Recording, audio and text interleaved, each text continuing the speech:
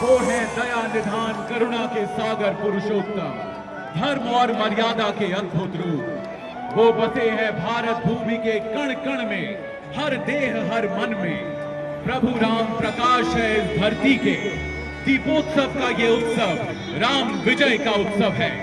अयोध्या की धरती पर उनके आगमन का उत्सव है।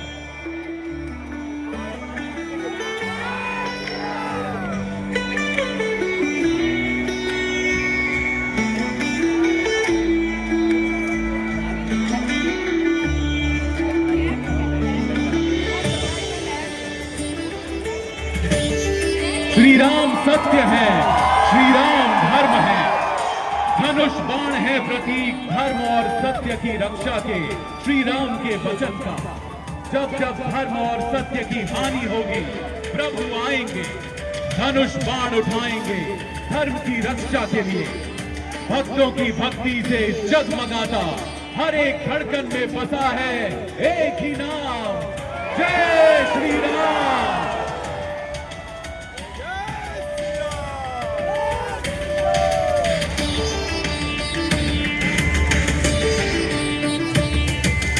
धर्म और कर्तव्य से बंधे श्री राम माता और पिता के वचन की रक्षा के लिए राजसी ठाट बाट छोड़ हंसते हंसते वन की ओर प्रस्थान कर गए। पत्नी धर्म से बंधी जनक नंदिनी सीता चल पड़ी श्री राम के संग। भाई के धर्म से बंधे लक्ष्मण उन दोनों के पीछे। प्रभु श्री राम ने बहुत समझाया मनाया, न मानी सीता ना ही लक्ष्मण माने। विलक्षण है ये प्रेम, पुत्र का अपने पिता से, पत्नी का अपने पति से और भाई का अपने भाई से। देखा था प्रभु श्री राम के हाथों रावण का उद्धार। कभी तो शिव का परम भक्त होते हुए, ज्ञानवान होते हुए भी मति मारी गई रावण की। किया माता सीता का अपहरण, किया अधर्म और मारा गया प्रभु के हाथों। धर्मो विश्वस्य जगतः प्रतिष्ठा। अयोध्या वासियों, हम सब हैं प्रभु श्री राम की प्रजा। देखिए अधर्म और असत्य के बीच रावण का होता है दहन आकाश में। प्रभु ने धर्म रूपी बाण से किया है अधर्म का नाश। अन्याय की हुई है समाप्ति और न्याय की ज्वाला से चमक उठा है सारा आकाश।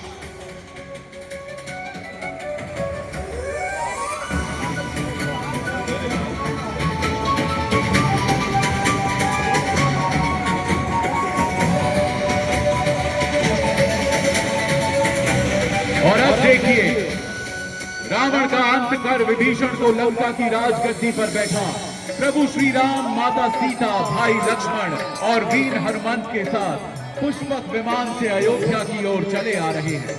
ये वही वाहन है जो कुबेर से छीना गया था।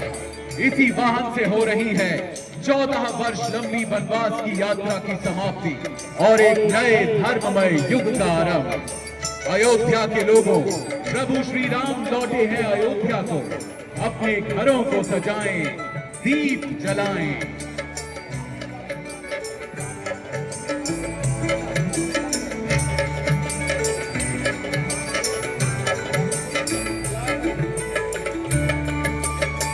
शुभम करोति कल्याणम आरोग्यम धन संपदा शत्रु बुद्धि विनाशाय दीप ज्योतिर्नमोस्तुते।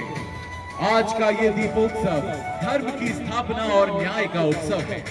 ऐसा प्रतीत होता है जैसे त्रेता युग की अयोध्या पुनः जाग उठी है। आज राम की पैड़ी सहित 55 घाटों पर दिव्यता, सत्य, धर्म और न्याय का आलोक बिखरा है।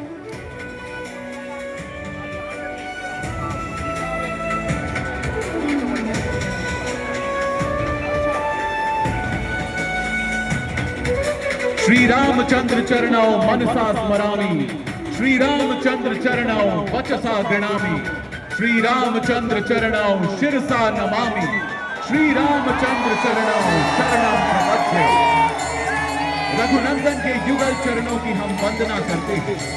44 प्रवेश द्वार और 392 स्तंभों से निर्मित अयोध्या राम मंदिर में स्थापित बाल स्वरूप प्रभु श्री राम को प्रणाम।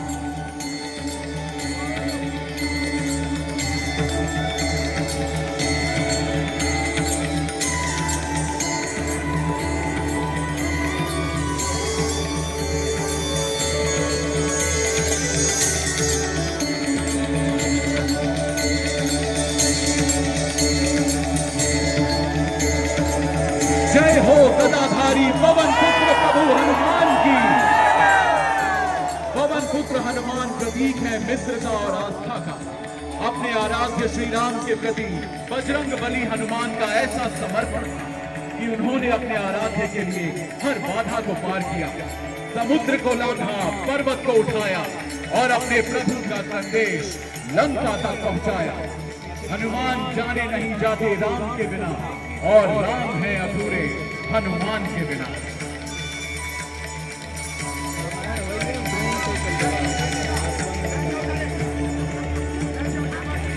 मित्रों, आदि कवि महर्षि वाल्मीकि ने अपने काव्य से मर्यादा पुरुषोत्तम श्री राम की महिमा की गाथा गाई। महर्षि वाल्मीकि के काव्य से निकल प्रभु श्री राम भारत भूमि के हर कोने में फैल गए। महर्षि वाल्मीकि और उनकी अटूट भक्ति और साधना का ही परिणाम है कि रामायण युग युगांतर से आज तक जीवित है। इस गाथा के जनक को हमारा कोटि कोटि प्रणाम।